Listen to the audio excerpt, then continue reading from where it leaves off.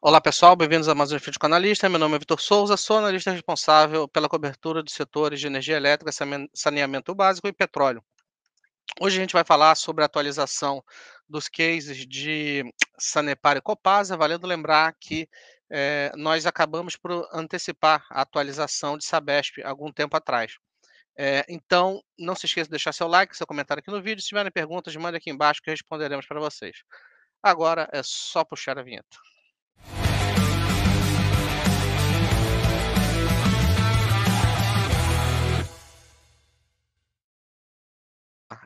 Como eu comentei com vocês, a atualização de Sabesp acabou sendo feita algum tempo atrás. Se vocês deram uma lida aqui no relatório, você já viu que tem aqui uns links em que você vai poder ver a recomendação que a gente deu, preço-alvo. E a bem da verdade, a gente está com recomendação de compra para a Sabesp praticamente desde o início da nossa plataforma e já já a gente vai falar sobre ela. Mas o que eu posso resumir para vocês é o seguinte, é que segue sendo o meu case preferido.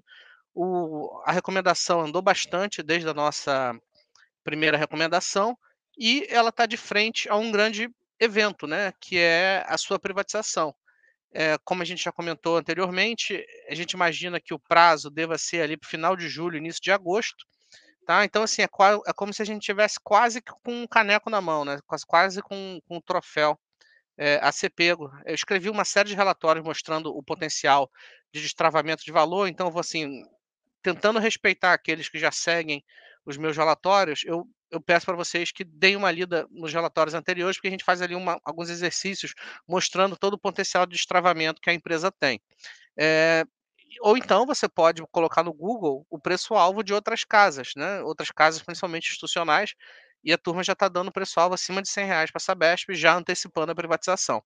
Aí eu coloco até aqui na tabelinha, ó, se vocês olharem, tem um asterisco aqui em Sabesp, o cenário base ainda não considera a privatização da empresa, tá? Então é um case muito interessante, está muito próximo, dê uma lida nos meus relatórios e vem aí o que o consenso está falando, porque é uma recomendação que tem caminhado muito bem e que eu particularmente sigo preferindo. Vamos falar do que é mais fácil primeiro? Vamos para Copasa. Copasa a gente manteve aí neutro, tá? Não é um case caro, é um case razoavelmente barato. A empresa melhorou bastante nos últimos 2 anos aí, múltiplos baixos, TIR interessante, né, a gente vê aí a empresa negociando aí praticamente 12%. Só que tanto na Sanepar quanto na Copasa a gente coloca uma barra maior ali para ela, né, que a gente coloca um custo de capital um pouco mais alto. A gente está com um cost of equity, aí, um custo de taxa de desconto de 10%, que é bem elevado, mas ainda assim coerente com aquela taxa de desconto que a gente usou com a Sabesp no documento passado, acho que foi de 9,5%. E como vocês sabem bem, a NTN, que acaba sendo uma proxy, né, NTNB longa, que acaba sendo uma proxy de valuation dos cases de infraestrutura, ela caminhou também, né? Então já chegou aí a quase 6,5 real. Então as empresas têm que dar uma TIR muito gorda para fazer com que você dê uma recomendação de compra. Então, assim, eu acho que é um case bom, eu acho que quem tem no papel, quem tem o papel dentro da carteira, não está cometendo um erro, mas na média eu acho que é o case menos interessante por agora, e eu vou explicar por quê, né? De Sabesp eu já falei, já já eu falo de Sanepar. Então você vê aqui que é um case que alcançou uma rentabilidade muito interessante, múltiplos baixos, tiro interessante também. Infelizmente, a privatização não deve acontecer. Aí aqui eu coloco algumas questões relacionadas de aumento de eficiência, etc. E o que eu coloco aqui em relação a dividendos é que se a gente considerar somente o que a empresa anuncia enquanto política, a gente está vendo aí um rendimento de 7, 8% ao longo dos próximos anos, que é ok. Mas para mim o grande pulo do gato aí é que a dívida da empresa ela é razoavelmente baixa, tá? Ela é muito sob controle e à medida que ela está razoavelmente redonda, tem espaço para ela pagar dividendo extraordinário, tá? Então eu coloco aqui e é difícil a gente estimar dividendo extraordinário, vai ser 500 milhões, vai ser 1 bilhão, enfim, mas acho que a possibilidade desse rendimento aqui ser maior é bem grande, né? Então vamos ver o que acontece com as eleições municipais agora, para ver se esse tema da, da privatização avança, né? Federalização, eu coloco aqui minha opinião, né? Aparentemente não está andando. e a questão das eleições de 2026, eu acho que é o grande risco para o papel, né, porque a gestão do Zema foi bem razoável em relação às estatais e, para 2026 eu acho que o cenário ainda não está muito claro, né, para o governo. Então, dependendo de quem entre, de fato não vai ser é um risco que toda estatal corre e não vai ser diferente para a Copasa. Agora vamos falar da Sanepar, tá. Vamos para o que interessa, que é a questão dos precatórios, né. Eu fiz aqui uma novelinha aqui, né, a gente conversou com a empresa, eu conversei com alguns advogados amigos, como vocês sabem eu não sou advogado, então se eu der alguma escorregada aqui, você já me perdoe de antemão. Mas essencialmente, se esse caso já virou um precatório, quer dizer que o juiz já canetou favorável à empresa, né, a empresa tem esse valor a ser recebido, e seria aí um valor incontroverso de 3,9 bilhões, né. Então assim, não vale a pena aqui eu discutir o mérito da questão, porque o mérito já foi julgado, eu tampouco sou juiz, mas é importante, vocês entenderem que esse precatório ele já foi gerado, né. Eh, então assim, o que que falta, né, aí no fato relevante do dia 17/5 de 2024, o tributo TRF, né, ele enviou essa relação do precatório para inclusão no orçamento geral, para o exercício de 2025, ou seja, se esse precatório for inserido, no orçamento, isso deve ser pago até 2025, tá, e a gente está falando de 3,9 bi, é quase 50% do valor de mercado da empresa, é um valor bem relevante, tá. Eh, então assim, qual é a grande questão aqui? Qual é a grande dificuldade, né? Primeiro, quando a gente olha o preço da ação, visivelmente o mercado não está dando zero por isso aí, por enquanto, né, pelo menos em relação ao que a gente observa como preço justo. O problema é que como o governo federal, ele está com toda essa questão de, de orçamento, de gastos, etcétera, corre o risco desse precatório não ser inserido nesse ano. Porque se ele é inserido nesse ano, ele vai ser pago do ano que vem, né, no caso, existe a votação do orçamento para 2025 e ele vai ser pago para 2025, né, mas isso é votado em 2024. Então, se ele não for inserido esse ano, ele vai ser discutido no ano que vem para ser votado somente em 2026, para ser pago, perdão, somente em 2026. Então, assim, dentro disso tudo, qual é a data que a gente tem que ficar de olho? É o dia 17 de julho, tá? Por quê?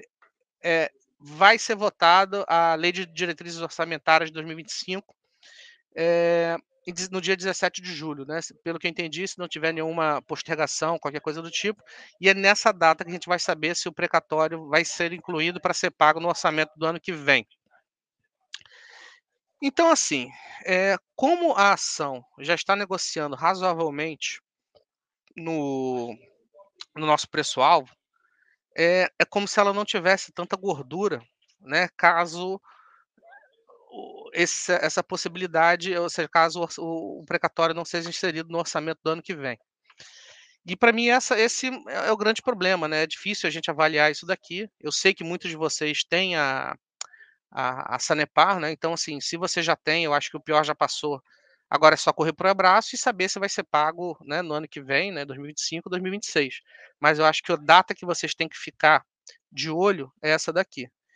Então assim, eu queria que o papel tivesse mais barato para eu recomendar ele sem necessariamente precisar somente desse evento aqui, para me segurar. Então, assim, acho que o meu neutro vai muito nesse sentido, né, como a gente já recomenda um case que ainda depende de um evento incerto, que é a privatização, apesar dela já estar quase lá, eu não quero fazer uma outra recomendação que, enfim, caso não aconteça, eu vou ficar aqui com cara de pastel e trabalhando muito mais como animador de torcida para o ano que vem, né. Então, assim, mas se você já tem, ou se você, enfim, continue com o papel e, caso você não tenha e queira correr esse risco, né, pensando ali em 2017, cara, boa sorte, tá. Então saiba que existe essa data.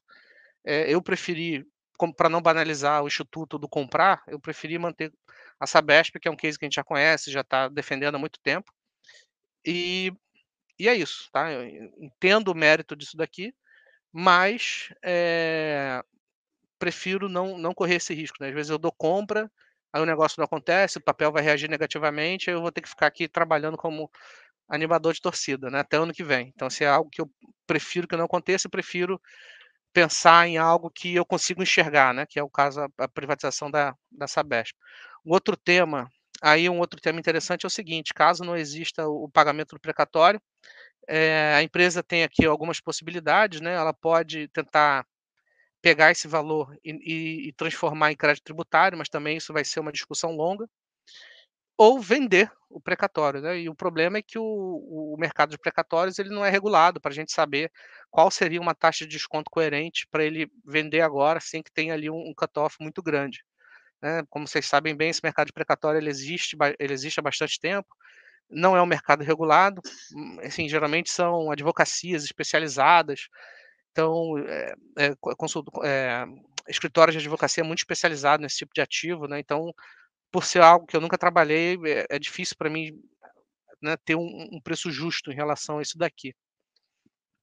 Dividendos, eu acho que a grande questão aí do dividendo, para ela ser mais generosa nos dividendos, é exatamente o plano de investimentos, né. Então, assim, se você pensa numa empresa que está com o EBITDA anual estimado aí de 3 bilhões, desse valor, pelo menos 2 ponto eu até botei aqui a tabela oficial da empresa, tá, para vocês não acharem que eu estou inventando número, mas, a empresa deve investir pelo menos 2,4.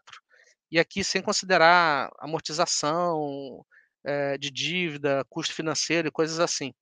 Então a empresa, caso ela venha de fato a executar todo esse investimento, ela vai ficar com um fluxo de caixa apertado e não, eu acredito que não vai ter espaço relevante para pagamento de dividendos extraordinários. Então ela deve pagar mais ou menos o que ela deve pagar, recentemente, como o preço do papel andou bastante, a gente vê aí um dividend yield de aproximadamente 5 ou 6%, né, considerando aí somente o cenário base.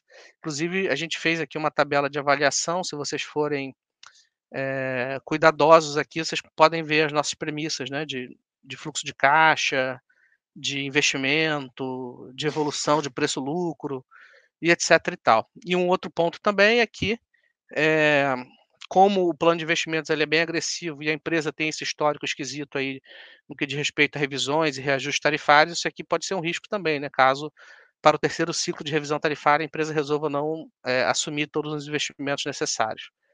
Eh, então é isso. E uma outra coisa que eu quero chamar a atenção também é o seguinte: queria mostrar para vocês o nosso início de cobertura do segmento de saneamento lá em 2021, 3 anos atrás.